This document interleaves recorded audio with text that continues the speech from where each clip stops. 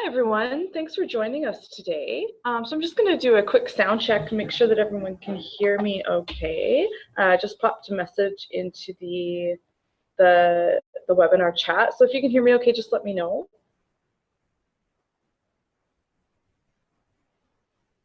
Awesome. Thanks so much, guys. So my name's Leah. I run the webinars and workshops here at TwoHat. Just to get you started here, note Carlos is eager to get started, and thanks everyone for joining us. Just some logistics for you. So everyone is muted. You may have noticed that. Let's just kind of keep things as streamlined as possible, but we are really eager to hear your questions. So Carlos will be pausing throughout the webinar here to get feedback and ask questions, and also throughout the entire thing, if you do have anything, you can use either the Q&A option up in the upper left-hand corner here, or the chat option. Either one is fine.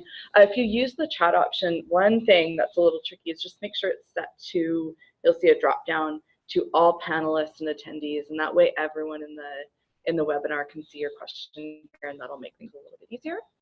So I think I'm going to hand it over to Carlos now. Are you ready to go? Yeah, all right, ready to go. It's all yours. Okay. Well, thank you very much, Leah. And hello, everyone. It's good to be here again talking to you. It has been a little while. But it's nice to talk about this topic here just at the beginning of 2018. So just a quick word about that, about what we will discuss today. So I say beginning of 2018 because the previous years, all sorts of things have happened in the safety online citizenship space. A lot of companies, especially gaming companies, have been shifting their mentality. And as a summary, maybe 2-3 years ago, a lot of folks in the industry were really thinking that this was more of an altruistic thing to have a filter. Nowadays, it's much more clear that it is business crucial. It's such an important realization that happened a lot last year. So with that in mind, I would like to say that our goals for today are, let's talk about proactive moderation, especially as it is aided by a powerful tool, and how critical it is to building a thriving online community, and of course a profitable game. Second, how chat filtering combined with the right amount of automation, the right combination of humans and machine, can potentially double user retention. And the third one, I really want to help you with information that can help you to build a business case for having new tools, for having the right systems in place to ensure that you have proactive moderation and that you're protecting your community and paving the way for a profitable game there.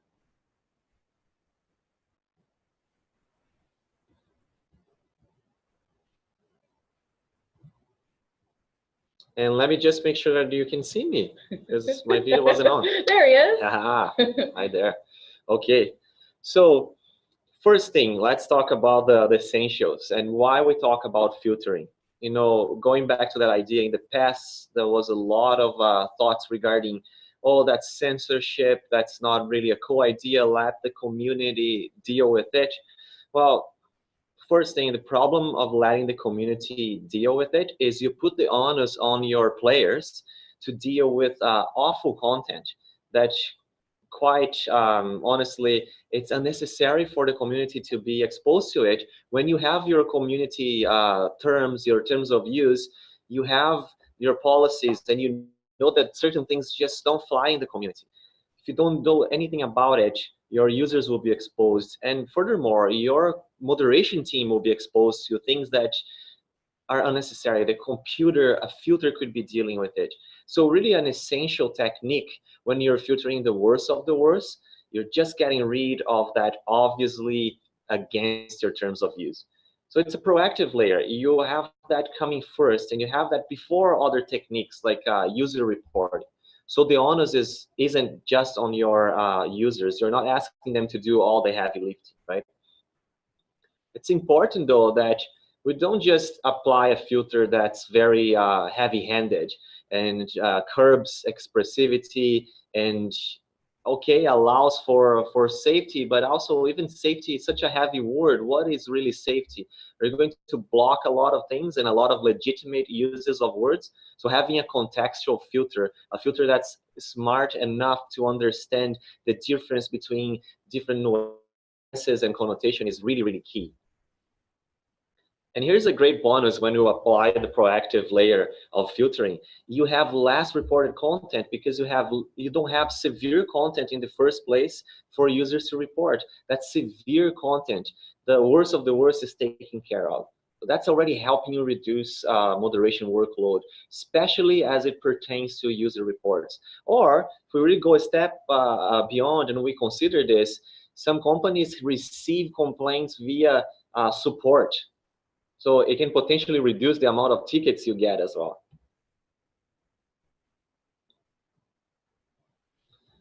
Now, we have Grumpy Cat there to remind us of a very important thing. When we go online, we're still humans and we have our behavior, and behavior changes, and there are many things that affect that. So we can't just expect to apply a filter and say, oh, that's great. Maybe that would work on, just a filter would work on machines, but humans are much more nuanced than that, right? So how do we understand behavior online? And how do we apply a system that allows us to understand the changes in behavior? Well, your very game design and the systems that you release, your new features, all those things can play a role in affecting your player behavior. But not only that, their personal experience, which is something that we can't really control. So players will have bad days. The key thing here is we're not going to just put anybody in a box and say, oh, you're a bad user, you're a good user. There's variation in behavior. But how do we understand how people are fluctuating and changing their behavior, and how are we actioning on this sort of situation?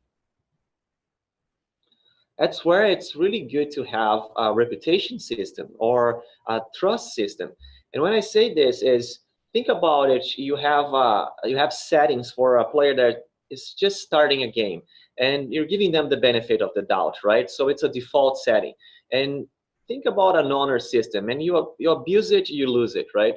If you abuse it and lose it, you still have the opportunity to gain it back. Because remember how I said we change our behavior. Online is no different. So it's important we have a system that allows us to see somebody's going down a path of harassing others. We need to intervene. And we might change the dials a little bit for that particular player because they have abused it. They're going to lose some privileges, even if it's temporarily. But then they can gain that back. So it's more about understanding that variance of behavior than just punishing. So yes, sometimes you need to enforce things, but then you also encourage the behavior that is in accordance with your community. But the key question here is, how do you know when you need to intervene? How do you know when somebody's going down a path of abusing the community? That's why it's so key to not only have a filter, but also understand the variance of behavior. Having a way to track user behavior is really, really key. Just wanted to take a quick break there to see if there are any questions about this, either about filtering or about tracking user behavior.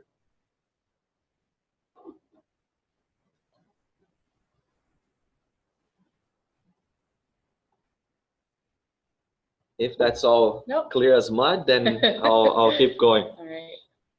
All right. So now that we have the proactive layer of filtering, and we are also able to understand the variance of behavior, so we're not just actioning on one phrase that was said once, but we actually know that this player has, for the past week, been engaging in harassing behavior, in bullying behavior. Now it's a different conversation, right? So it's context over time. It's context of one sentence, but over time as well. Well, now we can talk about user reports. So if you have user reports, a player can go and press a button and say, I'm going to report this player here because they broke the terms of use of this community. They have offended me. They have done something that's really uncomfortable. Well, if you have that technique, remember, you took care of the most severe content first. Now, what's left to be reported is really the type of content that requires a human brain, the type of content that's more nuanced. So now it's great to have your users' involvement and input, right? You're not putting all the onus on them. And the reality that we have experienced with most of our partners here at To Hat Security and over the many years is that most user reports aren't actionable. And when I say this is, I've even had my share when I was moderating many years ago of seeing reports that were just one sentence, hi. And somebody reported the other user for saying hi. And that comes from a variety of reasons, right? The person maybe is doing that in spite, just doing it, or they're doing it because they lost a match, or there's so many different reasons they can report, right?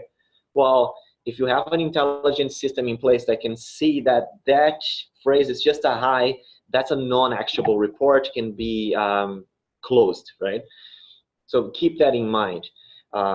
When you have a system that allows you to do that, you can reduce the workload right away from this. And it's a very interesting way to measure that your filtering is efficient when you have less submissions, because you're taking care of that severe content as well. That's a key thing to consider. And remember, users cannot report that severe content when it's not there in the first place. So very, very obvious, but a step that a lot of folks miss. And as a bonus here too, once you get the reduction of report because you're filtering and because you understand what's non-actionable, which is already huge. A lot of companies are not doing this. They're just having to deal with hundreds and thousands of reports a day without having a way of triaging reports.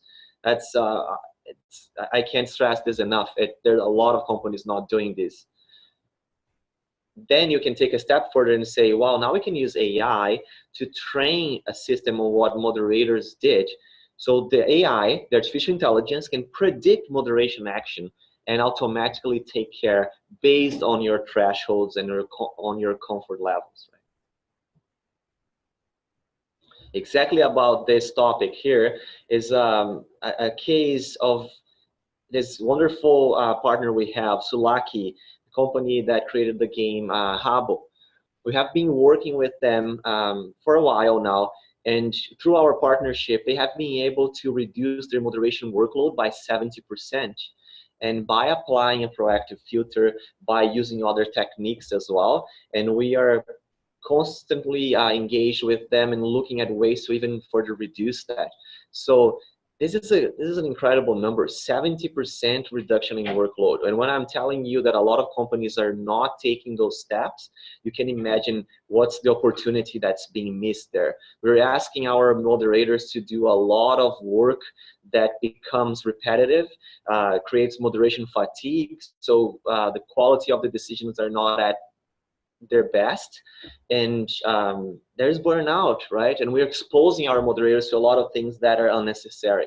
So we really need to take into consideration the example of a company like Sulaki and a game like Habbo. They're taking amazing steps to do this really, really well done. Let's take a look at other companies that are doing amazing things. Big fan of what Twitch does in many different ways, and one thing that they do really well is, well, they talk about those things, and they take this very seriously. As in, you can see this quote here from Ruth, their data scientist at a conference at towards the end of 2017.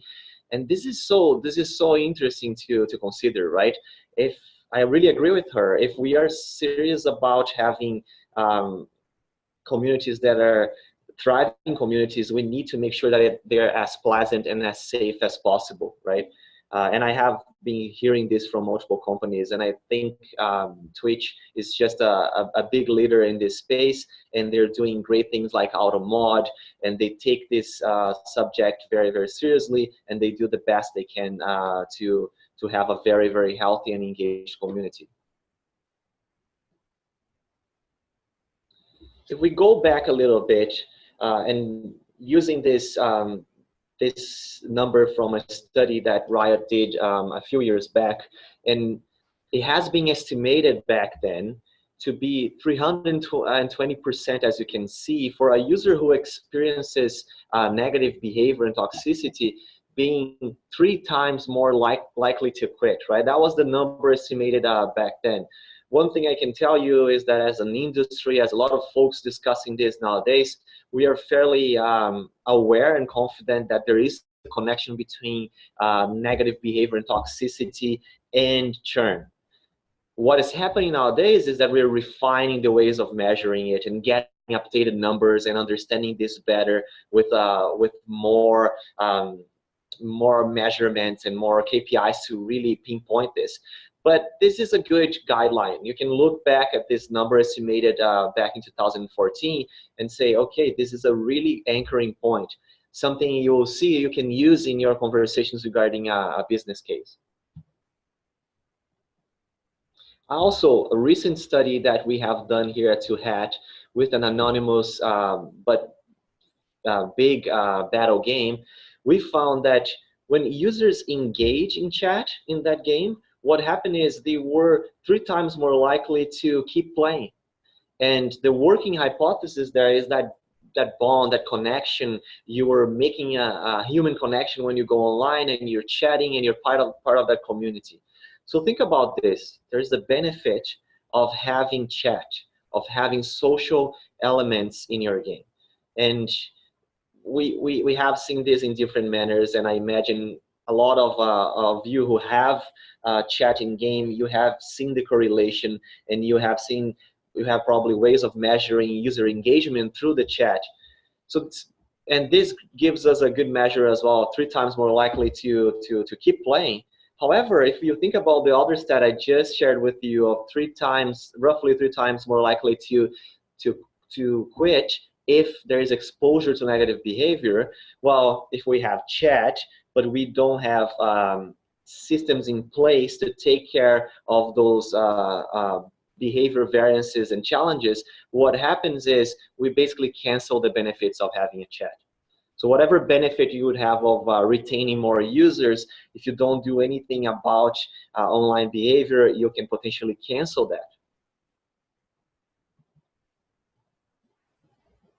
So just a quick break there as well to see if there are any questions related to what I just discussed, to what's being discussed in the industry, some of those studies, some of that understanding that's happening.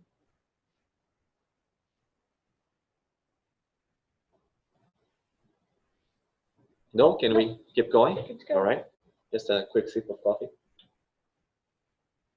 All right, so let's take a look at this other study that we have done with one of our partners.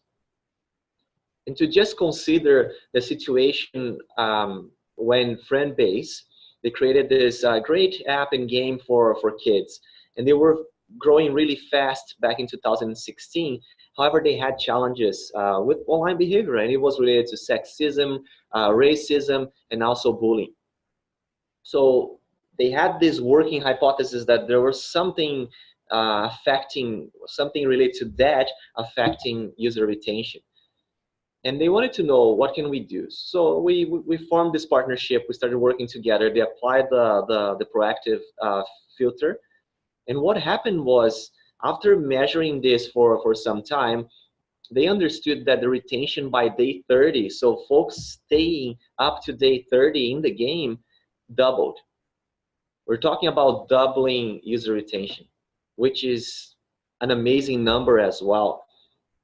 Not only having that proactive layer will reduce workload, but it has the potential of doubling user retention or having a big impact on user retention. This way you can really understand the connection there of, you do something about that behavior, what can you get as a positive result? You don't do something about that behavior and you don't apply proactive systems and automated systems, what are you not only reaping as benefits, but what are you incurring in terms of damage to the experience of your community? Going back now a little bit in time to when I hosted a workshop that was called the 6 Pillars of a Healthy Online Community. I talked about six pillars that were essential to really building the foundation of a thriving and healthy community. When I was preparing for this particular conversation here, I noticed that every one of the 6 pillars had a connection with filtering, proactive filtering, one way or another. If we go down the list here and we consider the healthy approach as the foundation, and that pillar talked about safety by design, not an afterthought. We're actually thinking about this from the ground up. Well, having that essential technique of filtering in the first place is part of that foundation. Then I discussed the importance of team well-being and why we want to take care of our moderation team or safeguarding team. And we want to make sure that that team is not impacted by high-risk content and potentially damaging content. Well, if you have that proactive layer, you are saving them from having to review things that the system can do automatically. So less impact on your team and, of course, on your community. We're talking about also there in the third pillar as cohesive messaging. From the way you communicate to your community in many different places, from blog to your warning messages and your suspension and auto-sanction messages, the way that you relate to your community, well, we need to walk the talk here. If we're talking about taking this seriously, then we are applying that proactive layer because we also want to make sure that we're not putting the onus on the community to do all this heavy lifting of moderation. I really think that it's so essential. If we're going to be cohesive and we'll be consistent, we need to walk that talk from the very implementation of that filter. When we go to education, then again, we need to, how do we educate the community? How do we warn the community when something is concerning about their behavior and we show them what is the desired behavior? We can do that when we have a smart filtering in place that shows us that variance of behavior, shows what's going on. So filtering is much more than just blocking things. It's about education, it's about enforcement, it's about potentially reforming behavior, giving the chance to reinforce positive behavior. Again, the idea of enforcement there, enforcement can only be done with that filtering place as well, so you understand the nuances and the connotations. And last but not least is the meaningful work that's informed by really good, smart machine with the purposeful work of humans who take care of the nuanced decisions that the machine cannot take on its own. And that type of scalable and sustainable workload can be facilitated by the right systems and the right proactive filtering in place. This is the section where I want to help you with some information for your business case.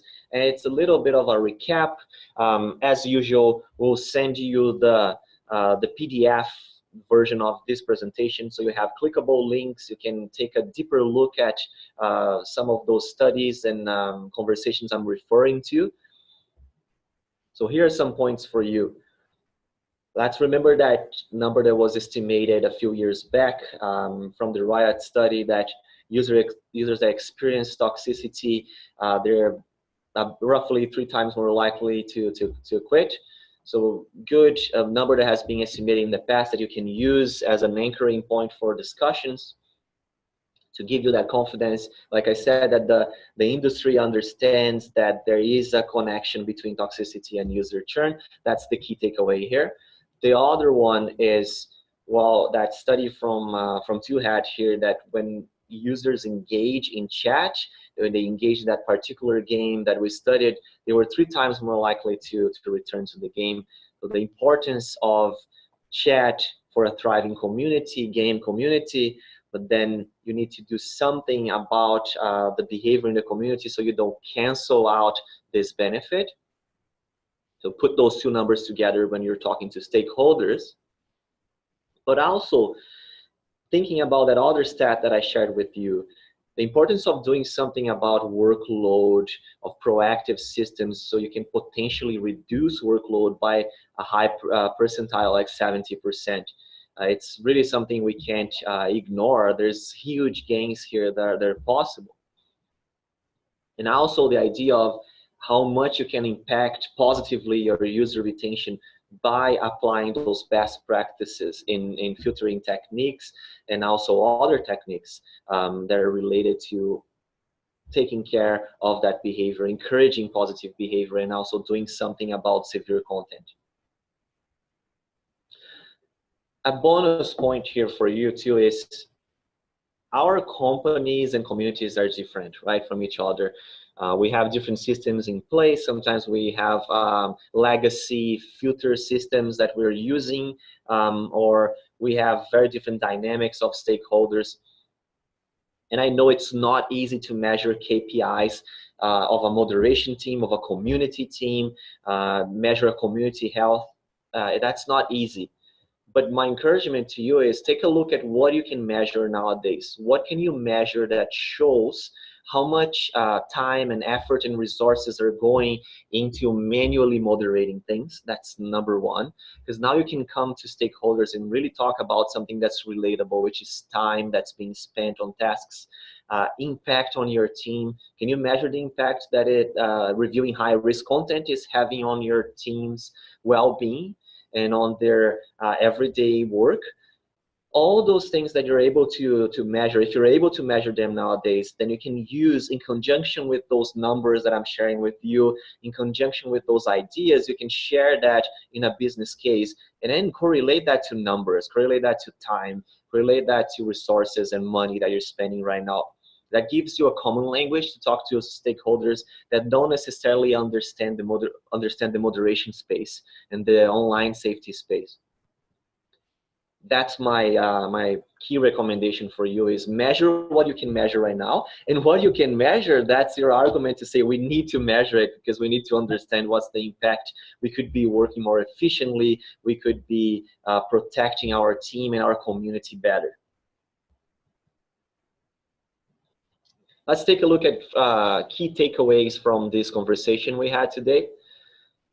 So the first one is filter and automated systems are business crucial. Just like I said in the beginning there, it's not just an altruistic thing and it's maybe a nice to have.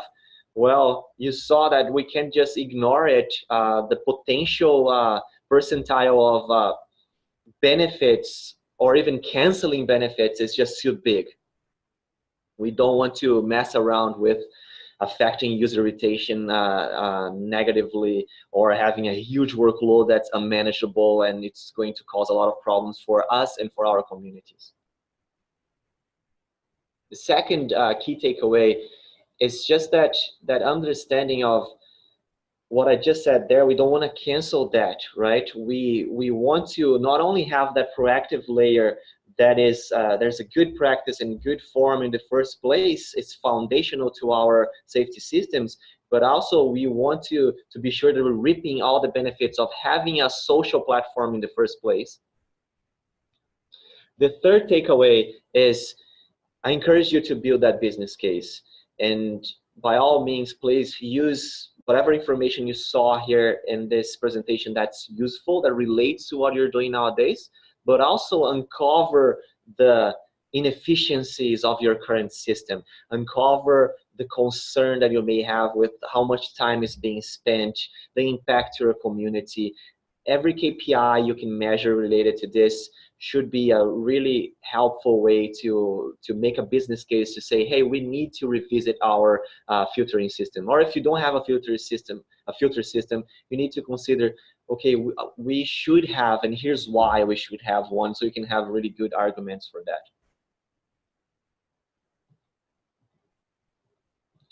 Well, this is the point where I encourage you to bring up any questions or anything that you want to talk about, anything that you want to expand on. If you have comments, it would be great to hear from you.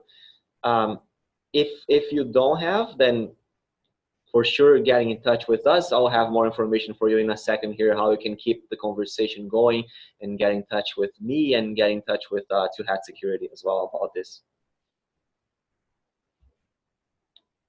Doesn't look like we have any questions.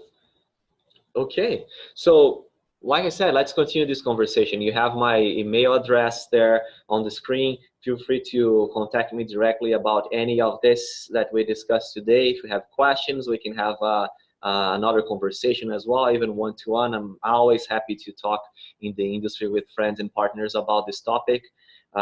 It's very close to my work and to my heart. And I really want to make sure that moderation teams are well equipped to deal with this and not having to deal with those crazy volumes and no tools to help them navigate those waters. And if you want to know more about Community Sift, which is our filtering system here at Two Hat Security, it's full of best practices and workflows that facilitate a lot of what we discussed today. Please get in touch with us. We have the email there that's hello@twohat.com. Feel free to contact us and say hi. Okay, thanks so much, Carlos. And thanks everyone for joining us today.